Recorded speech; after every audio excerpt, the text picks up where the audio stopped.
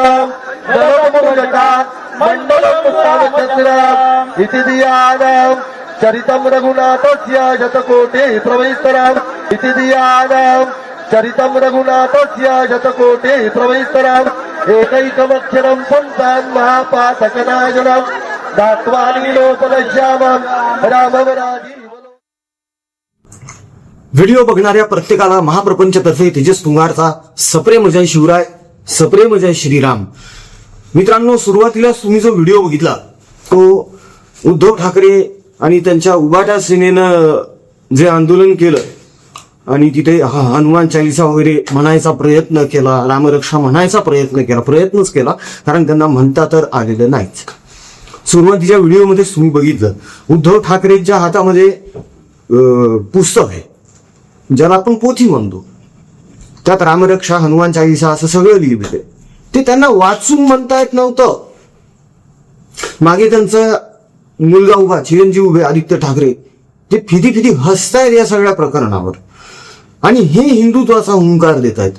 हे रामासाठी आंदोलनाला उतरले का तर अयोध्येमध्ये राम मंदिरामध्ये दानपेटीवर कुणीतरी डल्ला मारला, त्याचा निषेध व्यक्त करायचा म्हणून हे सगळे रस्त्यावर उतरले. हे तेच उद्धव ठाकरे आहेत जे काल हनुमान चालिसासाठी दादरला कबूतर खाण्याजवळ हनुमान मंदिर आहे तिथे जमले होते आपल्या कार्यकर्त्यांसह उरल्या सोरल्या. याच उद्धव ठाकरेंनी नवनीत राणा ह्या जेव्हा त्यांच्या मातोश्री या टोलेजंग बंगल्यासमोर हनुमान चालिसा म्हणायला आलेल्या होत्या तेव्हा त्यांना अटक करायला लावली आणि त्यांना 13 दिवस तुरुंगात डांबून ठेवण्यात आलं होतं आणि तेव्हा त्या खासदार होत्या. विशेष म्हणजे बघा यांची रामभक्ती किती मोठी आहे. बरं, हे जे काही यांनी केलं, हा जो प्रकार यांनी केला रामरक्षा म्हणण्याचा किंवा हनुमान चालिसा म्हणण्याचा, ह्यांना पाठ तर सोडा वाचूनही म्हणता आलेलं नाहीये, हे तर सगळ्या जगाने बघितलेलं आहे. तर मग ही नाटकं करायची तरी कशाला? हे तेच उद्धव ठाकरे आहेत जे जय श्रीराम म्हणणाऱ्यांना हरामखोर मी म्हणतो असं बोलले होते. हे तेच उद्धव ठाकरे आहेत ज्यांच्या पक्षामध्ये त्यांच्या गटामध्ये सुषमा अंधारे आहेत, ज्या सुषमा अंधारे असं बोललेल्या आहेत की मला रामासारखा नवरा नको बाई. बघा नीट ऐका, हे मला रामासारखा नवरा नको, कारण जो नवरा आपल्या बायकोला असं सोडून देतो एखाद्याच्या संशयावरून तो काय कामाचा.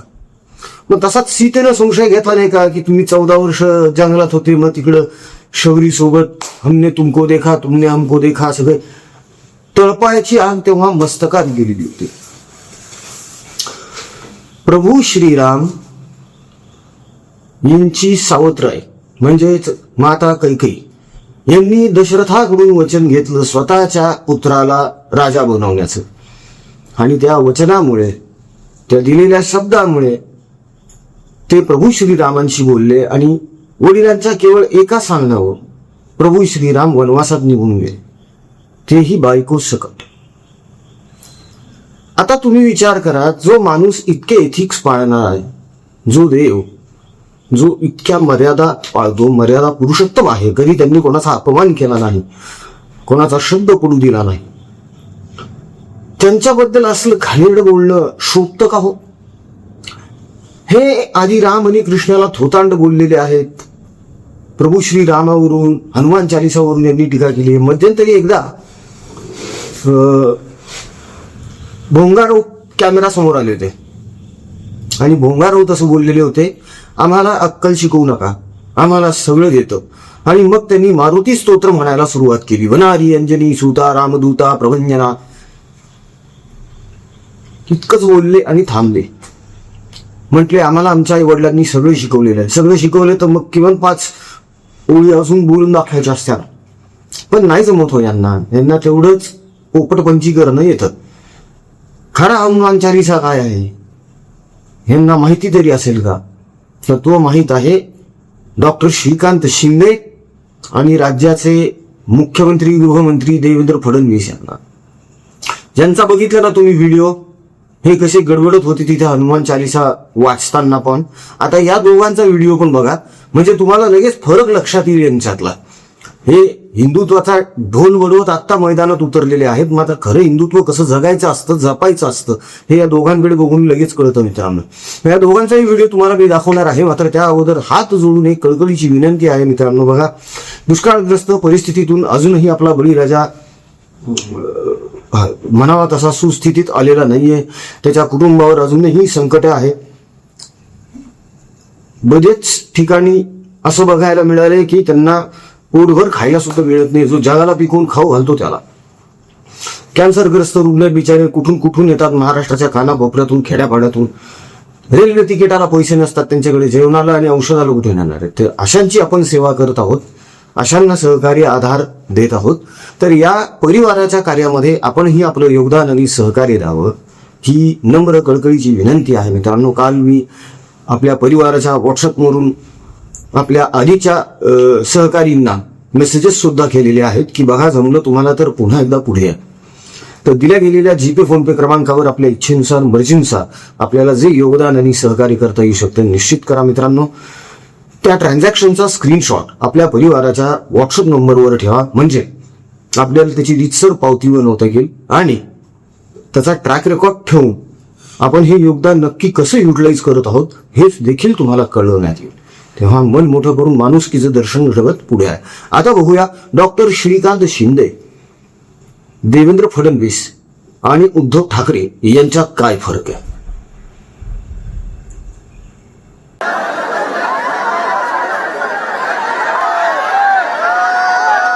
जपे ध्याने विनियोगः अतदियानम्ब ध्यायो राजानुबाहो धृतवत्सं पीतवसोसारम् इति धियानं चरितं रघुनाथस्य शतकोटि प्रवैस्तरम् एकैक कौशिक ऋषी श्री सीता रामचंद्र देवता प्रसन्ना श्री शिवभक्तिं श्रीमद् हनुमान कीलकम् ध्यानम् राये ध्याजानुबाहुं धृतशरधनुषम् पद्मपद्मासनस्थम् रामाङ्कारुण सीता मुखकमलमिलन् लोचनं मीरदाभम्. जय हनुमान ज्ञान गुण सागर, जय कपिसतियो लोक जागर, रामदूत अतुलित बलधामा, अंजनी पुत्र पवन सुतनामा, महावीर विक्रम बजरंगी, कुमति निवार सुमति के संगी, कंचन वरन विराज सुबेसा, कानन कुंडल कुंचित केसा, हाथ वज्र विजावराजे, कान दूत जनेऊ साजे, कंठ शंकर सुवन केसरी नंदन, तेज प्रताप महाजगवंदन, विद्यावान गुणी अति चातुर, राम काज करे को आतुर. चलिए पूर्ण कीजिए. हम बाला साहब के विचारों पर चलने वाले लोग हैं, हिंदुत्व पर चलने वाले लोग हैं.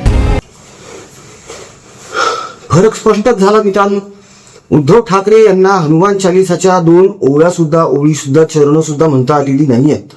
आणि तिथेच देवेंद्र फडणवीस आणि एकनाथ शिंदे खणखणीतपणे श्रद्धापूर्वक हनुमान चालिसाचं पठण करतात.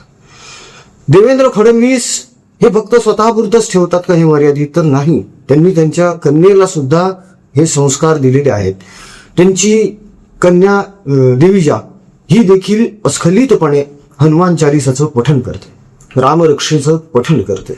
खरं तर उद्धवरावांनी जो रामरक्षा आंदोलन जे केलं ते ऍक्च्युली रामरक्षा आंदोलन वाटलंच नाही. ते उबाठा बचाव आंदोलन होतं. ते उबाठा रक्षा आंदोलन असंच म्हणावं लागेल याला. कारण या आंदोलनाच्या पार्श्वभूमीवर एक गडबड झालेली आहे.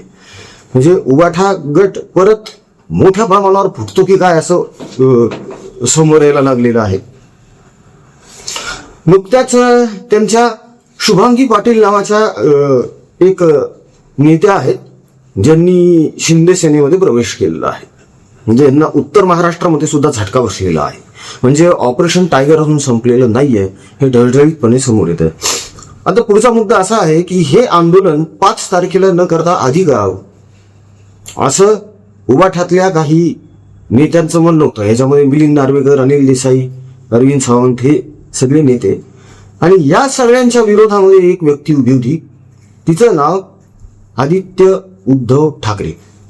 आदित्य ठाकरे हटूनच बसले होते की 5 तारखेलाच करायचं आंदोलन. या सगळ्यांचं म्हणणं असं होतं बाकीच्यांचं की धो पाऊस चालू आहे, आपण जरा हवामानाचा अंदाज वगैरे घेऊन तारीख ठरवूया ना. दुसरा सगळ्यात महत्वाचा मुद्दा या लोकांनी असा उपस्थित केलेला होता की जर आपण रामरक्षा आंदोलन करतोय, रामासाठी जर करतोय आपण राम मंदिराच्या याच्यासाठी, या प्रकरणासाठी, तर मग आपण राम मंदिरामध्ये जाऊन करूया ना. हनुमान मंदिरामध्ये जायची काय गरज होती किंवा काय गरज आहे? आदित्य यावर पण हटूनच बसव. जायचं तर तिथेच जायचं, नाही तर जायचंच नाही. त्याचं कारण आहे. दुसरीकडे कुठे गेले असते तर जेवढी गर्दी जमली तेवढीही जमली नसती. कारण दादर वरळी व्यतिरिक्त मुंबई यांचं कितपत वजन आहे यावर आता शंका यायला लागली आहे. कारण मुंबईचे सुद्धा खासदार इकडे, वरळीचे स्वतः खासदार सचिन हाईन इकडे आहेत शिंदे सेनेमध्ये. आता उत्तर महाराष्ट्रात खिंडार पडले, लवकरच संभाजीनगरमध्ये खिंडार पडणार बघून घ्या तुम्ही. त्याचं कारण आहे, अंबादास दानवे यांनी जिल्हा बँकेची जी निवडणूक आहे ती मवियाच्या पॅनलमधून न लढता महायुतीच्या पॅनलमधून लढलेली आहे.